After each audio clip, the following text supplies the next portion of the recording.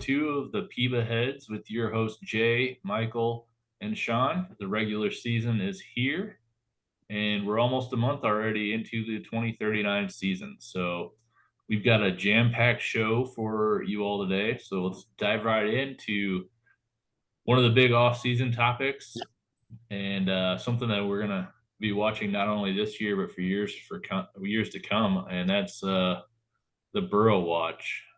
I think we're a couple weeks in here, and just wanted to see what your guys' thoughts. Has your opinion changed on him? Do you think he's still? What do you think, Jay?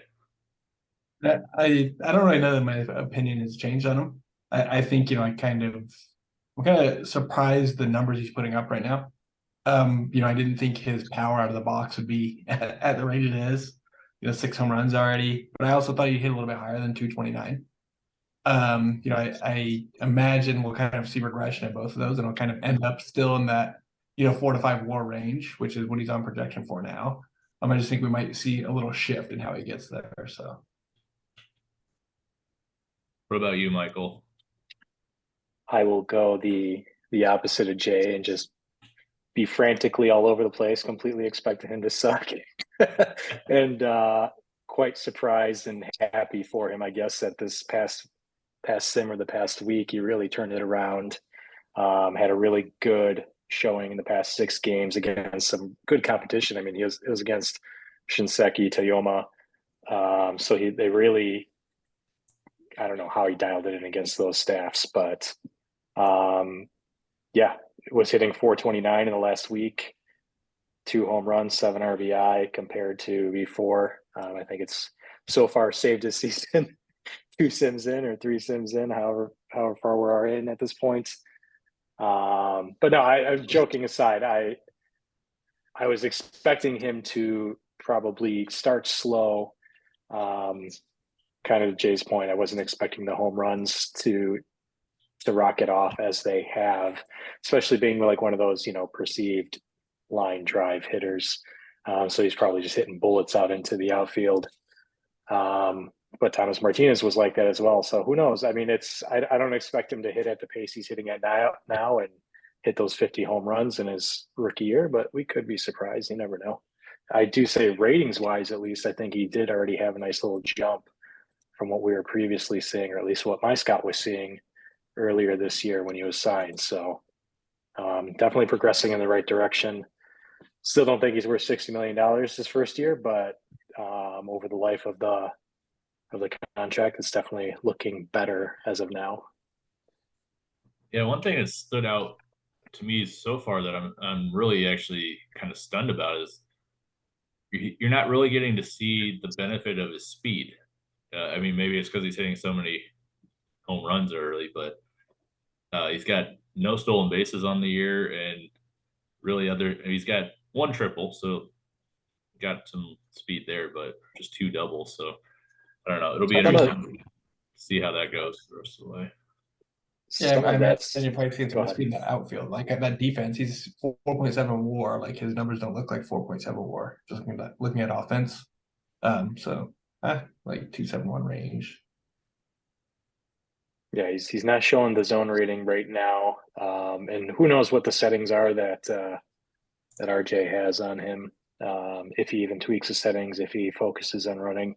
I know for at least for my team and my guys, anyone who shows an ounce of capability in running, I'm messing with all their settings and making sure they're running. I'm working on my coaching staff to make sure we're running, and I guess it's however you focus your own team and your own players, but that could be the other reason why he's not stealing any bases, or it's just because he's slugging the ball. So who knows? Yeah. It might just be that he just hasn't had the opportunity to steal that many. I mean, he's got 5 walks, and then what's that? He's been on base 15 times. He's been on base this year. Once his 3rd. So really, yeah, that's a good point. Should be definitely interesting to see how that turns around. It's definitely a guy that it's like, a lot going on there. Just you add the factor in the salary and then the skill set, and then Yeah. I think at this point though, it's like the salary is what it is. Like the contract is what it is. Now I it's think he's good. I think he won Rookie of the Year. yeah. I won it. That will Rookie of be the year at interesting. bust. The rookie of the year aspect of it. Yeah. I do think he's got some competition in Madison with that, but we'll see. Osada. Yes. All right. The next topic we want to get into is the international amateur free agent pool that got released past sim. Just want to kind of first start off with your overall thoughts of the pool. We'll start off with you, Michael. What are your initial reactions? Probably this is going to be more than norm. It's not going to be every single year you're going to get 25 studs or 10 studs. It's looks like there's a couple guys that are definitely interesting. Morelis, the guys at the top, obviously, if you want to look at them. Shiro, I'm personally a little less interested in him. Vina, Morelis, there's a couple arms in there. Perez that look interesting towards the top.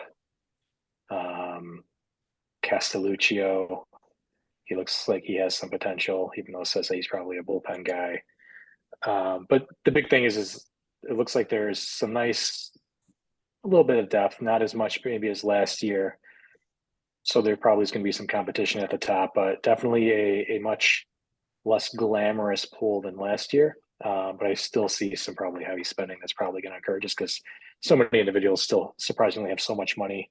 I don't know what to make of the available pools every single year. If you get that column in the middle, I know we had these conversations on the Slack forums last year of what's accurate, what's not accurate, and so forth.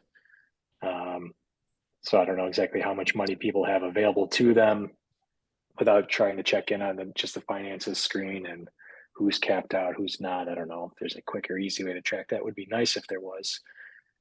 But overall, there's some good players. I've already got my 10 guys pulled in, trying to figure out who to really go after. I know that at the end of the day, money's going to win out.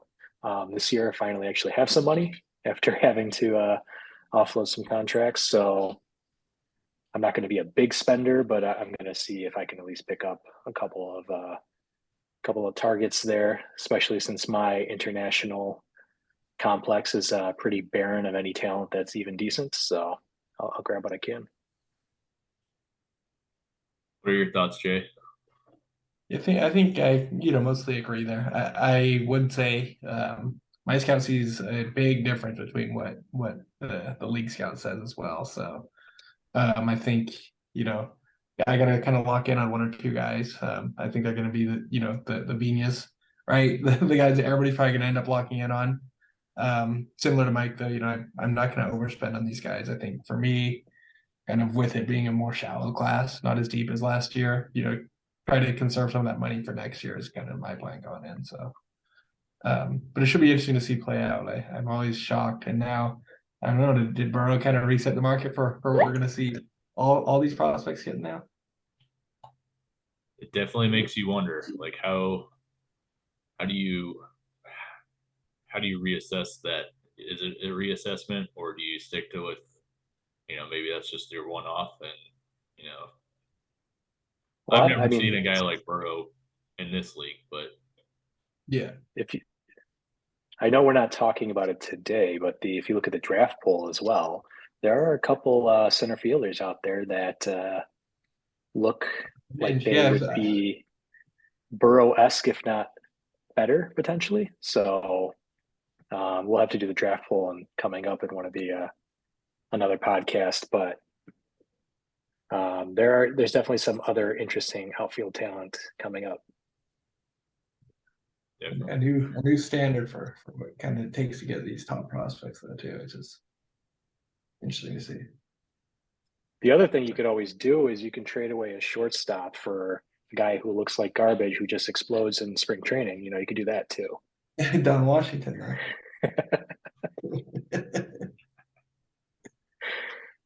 the one thing I do just overall structure wise for the international amateur free agent period that I like better than maybe the previous version it always seemed like your scout 99% of the time you're getting half-star potential, one-star potential guys.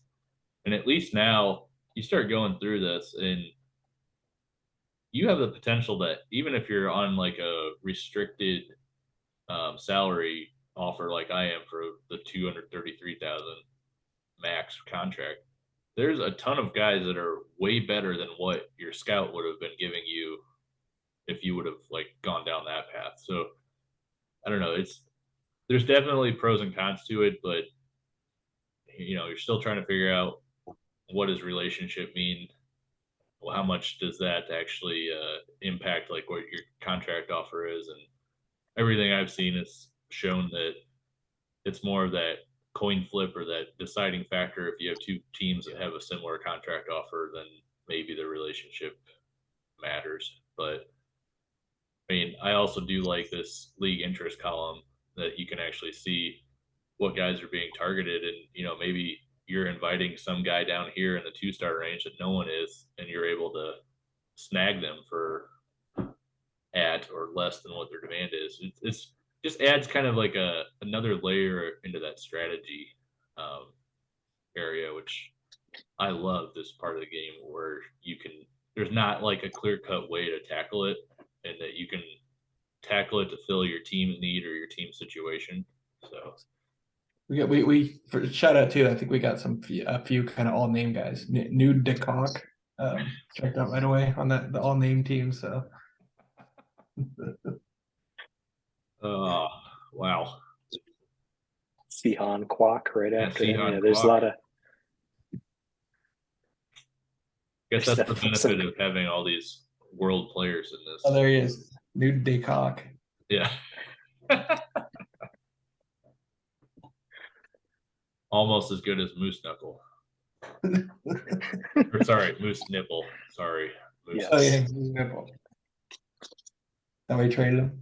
Yeah. I just couldn't stand looking at the name anymore. No.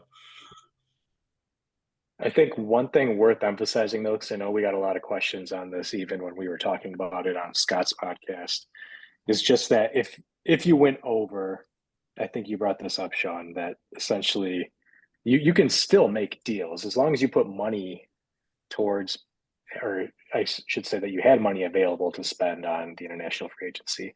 You're limited to the top dollar contract you can put out, but you can still give out however many $233,000 deals. You might not win anything, but you never know. Because I know that a lot of people were questioning that last year, thinking that you can't spend any money, and that's or that it was 233 total or whatever. Like yeah, exactly. You can spend 233 to your heart's content, but that's the max you're going to be able to give. So you won't be able to compete for the top guys. But if you wanted to pick up every single 1 and 1.5 star guy that you possibly could. Maybe I'm giving away a little bit of a secret there, but no, it's like, all right, we're going to cut this part out. Yeah, no, it's good you bring it up because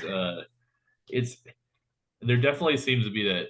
I think there was a perception that there was some rule change or something that changed, and it was like, no, it's always been that way. But the difference is now you have a deeper pool where there's guys that are demanding less than what that amount was, because before it used to be you'd have that restriction, but you just couldn't sign anyone. So you're stuck, but or you'd have to wait and sign guys that are like half star anyway for $30,000 or something. Okay. All right, guys. Next topic here: contenders and pretenders around the league. We're almost a month in. Start off with you, Jay. Tell us, are there any teams that stand out as either a contender or pretender for you? I think so I'll just kind of look at like the playoff picture now. Who would be in, who would be out at this moment.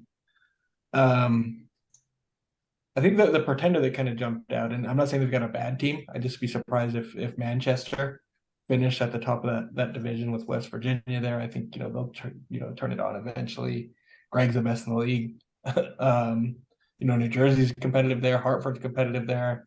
Like I could see any of those teams kind of knocking off Manchester, but I don't think they're a bad team necessarily. I just wouldn't expect to see them there at the end of the year at the top of that division, or maybe necessarily in the playoffs. Yeah, or Contender. I'm still buying Okinawa. I love offense. I think the Shisa, will probably try to make some moves at some point, turn some of those prospects or picks into arms. But just on offense alone, I think they can make some noise this year as they did last year. I think they set the home run record. So I think they're should be getting better, but kind of they're at a mix right now where they've got a few young guys that are just about to come into their prime, with a lot of guys who are about to come off the bottom. So hopefully for them, they kind of peak together right now. What about you, Michael?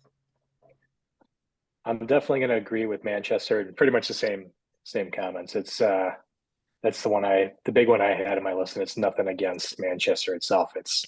I'm still expecting West Virginia to come plowing through, leapfrog everybody, and get to the top. That would probably be my first pretender. Everything else is kind of so far at least lining up the way I was expecting it to. I was going to say if there's probably a close second for a pretender currently, it's Crystal Lake. Not that I don't appreciate everything they did, and I love the Burrows watch and everything. And I know that division itself is completely up for grabs. It seems like every single year. I'll be honest, I didn't expect them to be doing this well this early. As far as teams that I still think are potential contenders, I'm still completely on the Madison bandwagon. I know I said it in my predictions thread that I was hoping that they would finally get into the playoffs this year. They're on the bad end of 500 right now, but 5 of those losses are by 1 run. I'm still have huge expectations for Okada. Kim is still, I think, top notch. I know that at least ratings wise, to me, pitchers can't expect a lot of starting pitchers to be hugely rated star wise. You really got to go off their stats and how they're performing. And I still think Kim as a lefty is still an amazing pitcher long term for them. He's probably got to make some moves over there, but I still think that division, because of how chaotic the Great Lakes typically is, that Madison could find itself streaking and could potentially get up there. But then that's, again, me completely being on that bandwagon, wanting to see them finally get into the playoffs. I'm also on that bandwagon. I like the Okada pick too, 5th round. Yeah. Definitely 5th round pick too. Yeah. Just like 2 years ago. It shows that, the draft's obviously important, but it's more than just those first couple picks. And yeah, you can get lucky with the guy getting a random number boost and just in that aspect of it. But I don't know. I think some of it is random luck, but also I think if you've got enough players that have that right balance or work ethic or, just makeup that kind of, I would like to hope that it would give you a little bit of an edge on some of that stuff. But yeah, to your point, I don't want to get too deep in any players. We can save those for other podcast content. But I mean, you should be trying to find somebody every single pick, regardless, because you never know who's going to turn out. There's lots of guys, even in my first run back in 2011. The 2011 season, I was having guys 5th, 6th, 7th round that were still longtime contributors on the team. Yeah, you gotta try. You definitely don't want to do list picks. You want to try to be involved and try to pick the best possible guys at all times. The less you let the computer do it, the better off you are. Damn computer. What about you, Sean? So, who do you got on your contenders list? I've got a couple, but what I want to do is I'm going to read you a team name, and we're going to go rapid fire between both of you, and you tell me if they are going to be a contender or pretender. And I've taken the teams that we've already talked about off that list. So first one, what I'll do is I'll go and I'll click on the team, so then it's just completely a shock to everyone. But San Juan, contender or pretender? I'm gonna say Contender. I mean, that division is tough too. That division is tough. I think they got a solid team though. They're not bad. I just don't think they're contender material. I'm surprised you were high on them in your predictions. I was going Pretender as well on San Juan. It's interesting. Like I think this side of the league is open on the wild card side. Like there's gonna be a couple spots, and it just matters. Is it gonna come out of or are we gonna get the extra team? What out of which division? So it'll be interesting to see how that all shakes out. But they're fourth in runs scored and third. Let's see, 13th in runs against. So is that sustainable? Probably not. But they're definitely off to a hot start. All right, we'll go back here. Next one. Bakersfield Bears off to a 10-9 start.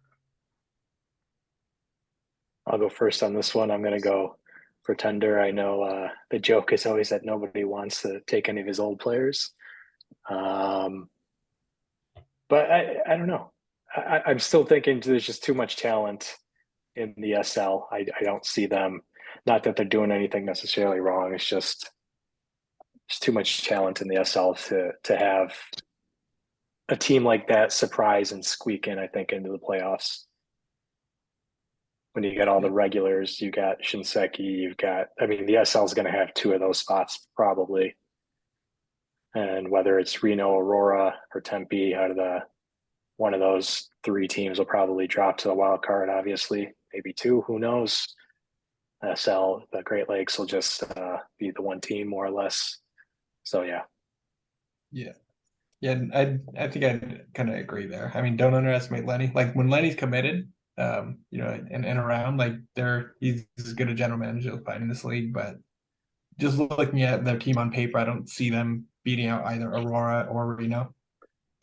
So there's I think two teams in their division that will finish ahead of them. So be kind of tough.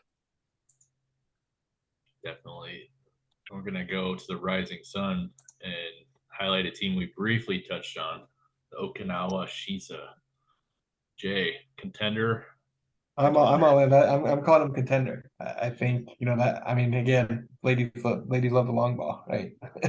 But their offense is just insane. Like they've got guys who steal bases, who hit for good average, who get on base, who get home runs. Like they're kind of a complete offense, but that's all they've got to rely on. The starting rotation's got more than a little bit of work to do, but I still think I think they can win the Rising Sun, actually.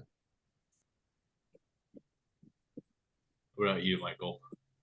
I feel this is the most lackluster rapid fire ever because we're just going to keep agreeing here. I see them as contenders as well. I see them sneaking in. The offense is too good. It's got too many of my ex Manchester, or not Manchester, Madison. Too many of my Madison Maltz ex over there. So I'm cheering for them always kind of as well. Pablo Garza, Javier Aguirre, or Aguilera. I don't even know how to say his last name.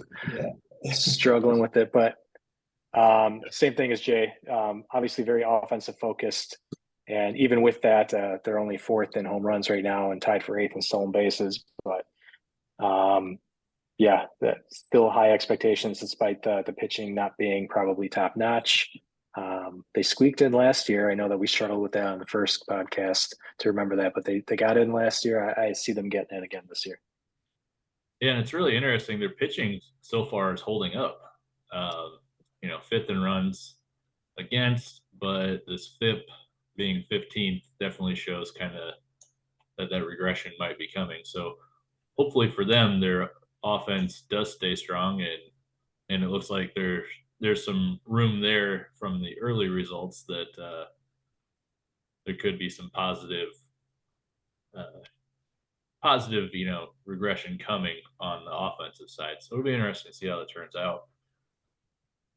I want to stick in the division and let's talk about the Avas. They're right there, but they're right below 500. And then surprisingly, you got Toyoma there at 7-13 at, you know, some of the worst ranks in the league, but you've got the Avas that are right there in the thick of things. For me, this is I'll be honest, I'm not 100% sure what's going on with the Avas. Reason I'm saying that is, I mean, if you look at them on paper, I mean, guys jump out at you. It looks like an all-world team. I don't know if it is maybe over managing. I don't want to call Kevin out and say that. I'm not 100% sure. I know that there's probably some owners on or GMs on that side of the SL that do a bit more micromanaging. I don't know if that's possibly hurting them, and not just letting the guys play. Maybe just some of the guys aren't good fits in their positions. But for a team that on paper looks like they should be, I mean, they supposedly have the offense. They should be destroying the world here, and they're really not. They're kind of middle of the pack in all the offensive categories. They're not really jumping out at me to like make me concerned or scared that, hey, they're coming to take that top spot. I mean, we're only 3 sims in, and they're kind of treading water at 500. So right now it means absolutely nothing. Everything could change, but I expect them to contend, but at the same time, they're kind of that borderline team for me. I don't know. I don't have that good of a grasp on them. I didn't deep dive them enough, admittedly. But quite honestly, I expect them to be doing a little bit better. Yeah, I think that, you know, their FIP right now is 3.64, which is 5th in the league. So at the same time, they're giving up the 14th most runs against. So there's a potential that maybe their pitchers are getting a little unlucky there. But again, it's you're going up against basically 3 teams that are very competitive and probably are all capable of winning a title this year. So it'll be interesting to see how that shakes out. What about you, Jay? Yeah, I think I agree with both you guys. I think on paper, I mean that whole division is just insane though. But I don't think they're like markedly better than Okinawa. I don't think they're markedly better than Toyama. I don't think they're markedly better than kind of even the Ghosts. Like I think they'll still have a solid season, but I wouldn't put them as necessarily a championship contender at this point. All right. I have so many other questions I could go with the Avas on this one, but we have 2 more teams that we have to talk about on this contender or pretender. And I think one of them, I don't think it'll be interesting I think we'll have more of the same type of thoughts on, but there's another team out here that it'll be interesting to see your thoughts on. We're going to go with Reno next. You know, it's a team that we talked about. We've all kind of, in our predictions, we've had them, doing well. I admittedly, I had them as 3rd in their division. So seeing them off to this type of start, it's a little surprising, but it is a small sample size. So contender or pretender, Jay? I actually think Reno's a contender. I mean, well, I'm talking about like contender to win the division. I think like in terms of there being, championship contenders, there's maybe 5 teams in the league. But I think Reno should give Aurora a run for their money. I think they actually end up winning that division. So I'm gonna call them a contender. Okay. Michael, contender or pretender? I'm going to go contender as well. I think that they're definitely going to scrap with Aurora for that number 1 spot. Do I expect them to win it all? Probably not. It's always hard to say that when you have Toyoma and you've got Florida and you've got West Virginia.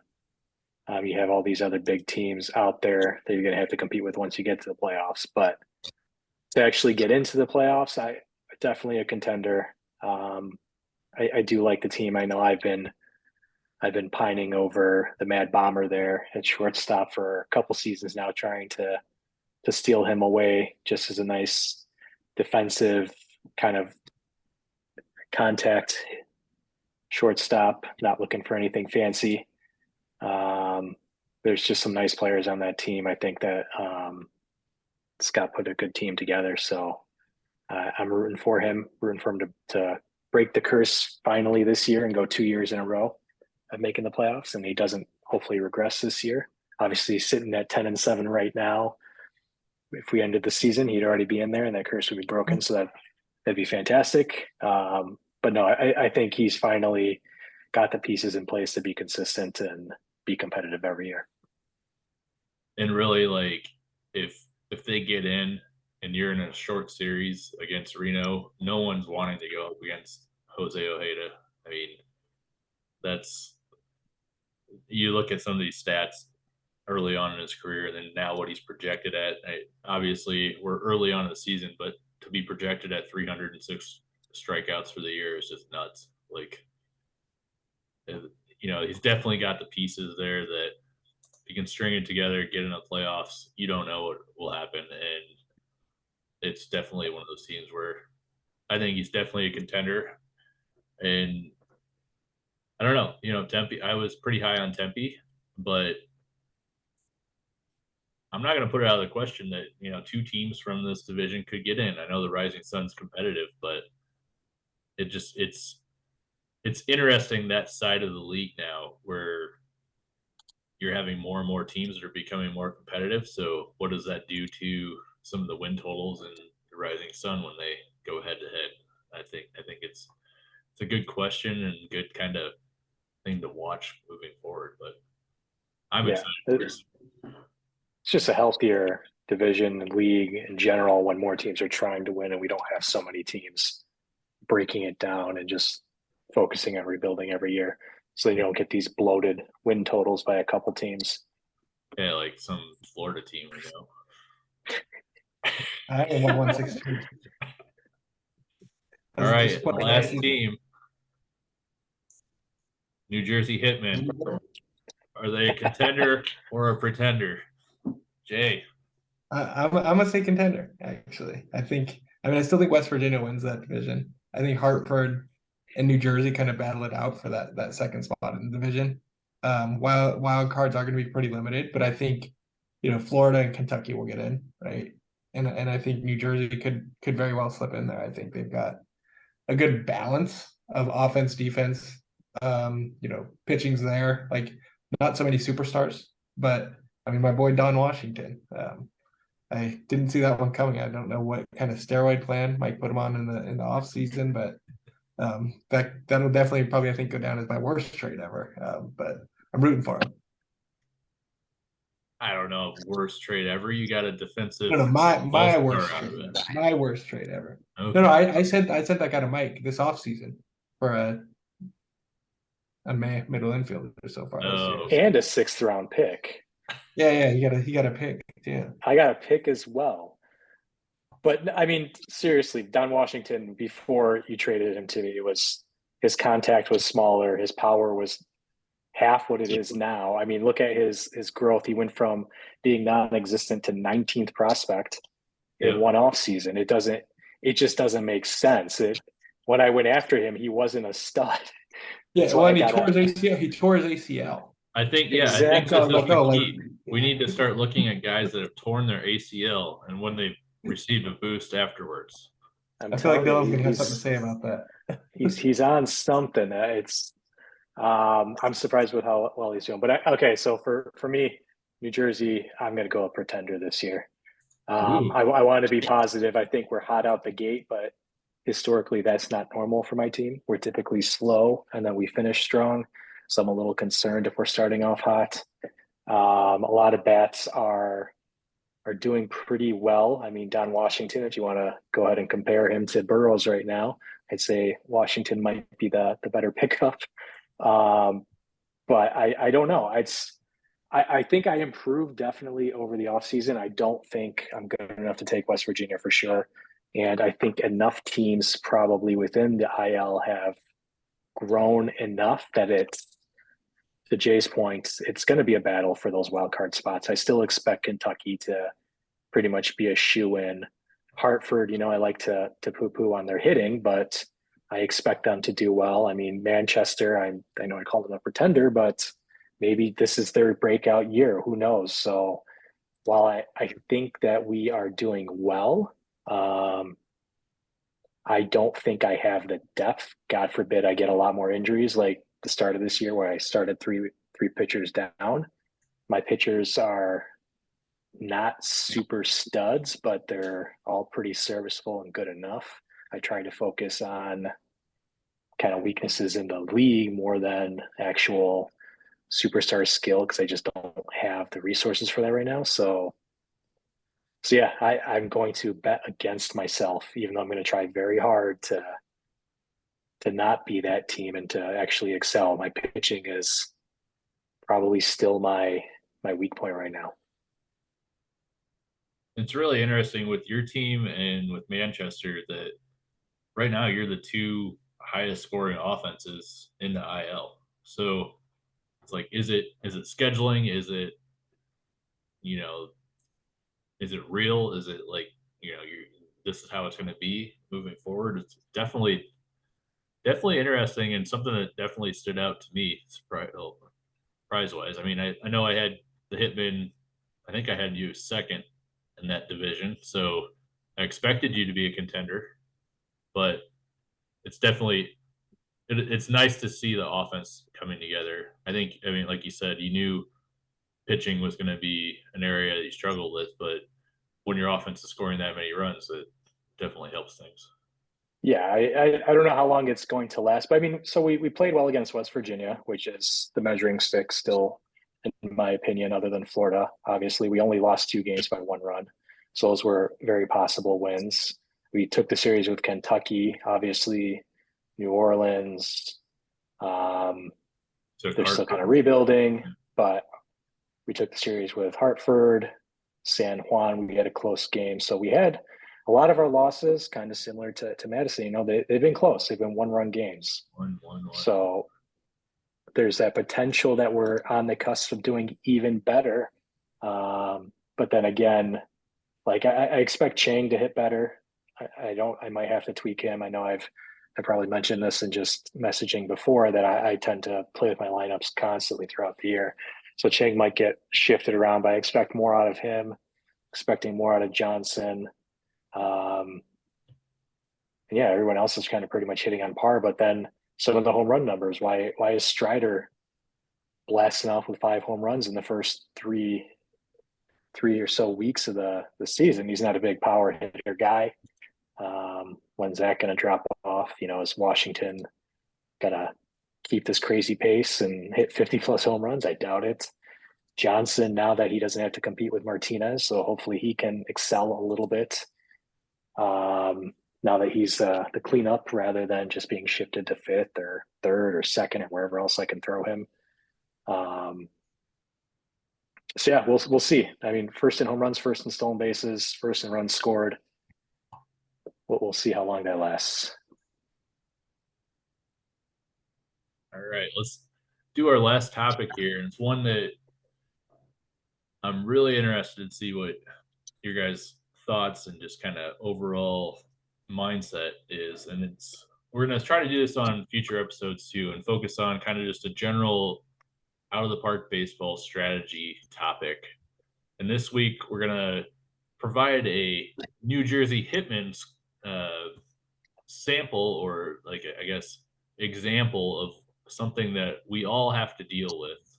And it's this stretch of games where New Jersey has 17 games in a row without a day off. So, you know, do you guys, when this happens to your team, are there things that you change lineup wise to try to overcome the amount of games in a row? You know, do you leave things the same? You keep the same, just, you know, go with your depth charts? What do you do when you run into a situation like this? Start with you, Jay. Yeah. So for me, I mean, I don't micromanage a ton usually, but when I've got a big, streak like this, like I'd probably do a couple things. Like I'd probably move to setting the 7-day lineups. right? I don't want to have, for me, I don't want Roberts and Knopp and Manuel all taking off the same day, right? So I'll do things that way. And then actually one thing that I do that I think, maybe counter to what a lot of people do is I'm trying to pitch my bullpen less in those days. So I'll up my pitch count on my starting pitchers. So I want my bullpen fresh for when I need them, like, towards the end of that streak. Maybe you call up if you've got a reliever in AAA and somebody you could send it back and forth a little bit to keep arms fresh. But my big focus on those long things is always kind of am I keeping my bullpen fresh enough? So that's kind of the priority there for me. All right, Michael, since this is your team, what do you generally do, and then what did you do? So generally, I would say I probably don't do much. And that's typically because I'm set up a little bit better. So typically I don't, to Jay's point, I'm not typically micromanaging. I tend to run the season with 12 pitchers, 14 just players. For the infield, outfield, I typically have 2 backups. So I'm pretty consistently set up on a typical setup this year going into it. And I've tried all different variations, whether it's bringing up an extra arm, bringing up an extra infielder or outfielder wherever I feel I'm lacking. I felt I was a little bit more flexible in the field this time around. I went into the schedule a little bit more gassed for my starting pitchers. So I brought up an extra arm, actually increased to a 6-man rotation just to give my guys a little bit of a break to catch up and get rested so that for the second half of the stretch, I can try to relax it and go back to more of a normal setup 5-man rotation and just kind of reset it a little bit with a little bit some more rested arms. And so far, I mean, nothing outrageous. I mean, I went 4-3 this past sim. So whether you call that a win or a loss, don't know. 2 of my losses were by 1 run. So I don't think I hurt myself by going with an extra arm and increasing to a 6-man rotation.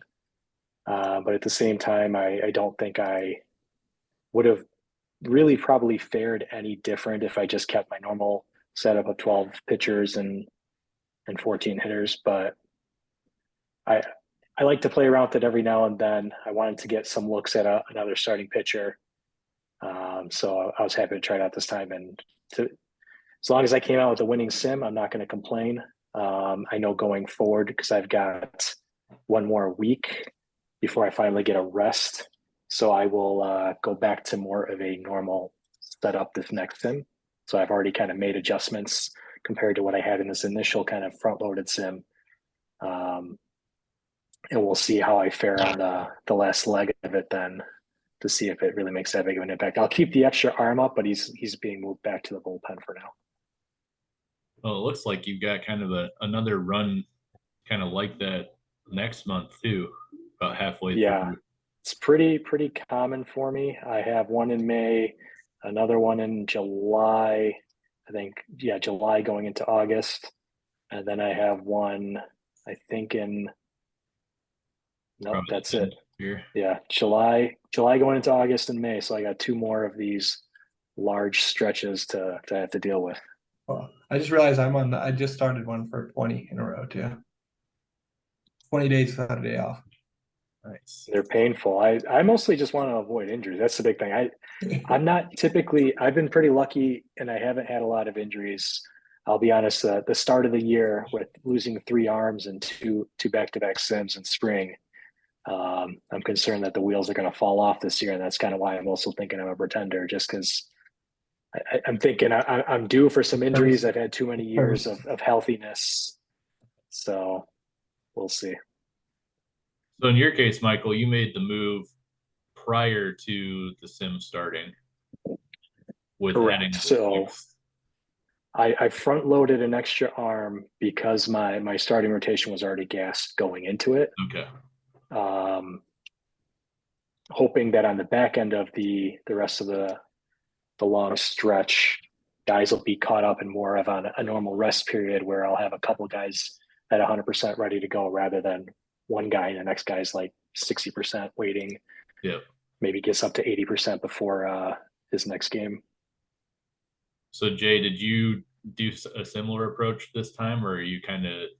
I'll probably, start managing some of those 7-day lineups that I mentioned, but I'm not going to do too much. Like I think kind of in terms of calling people up and down, I usually stick with 13-13 versus 14-12 anyways.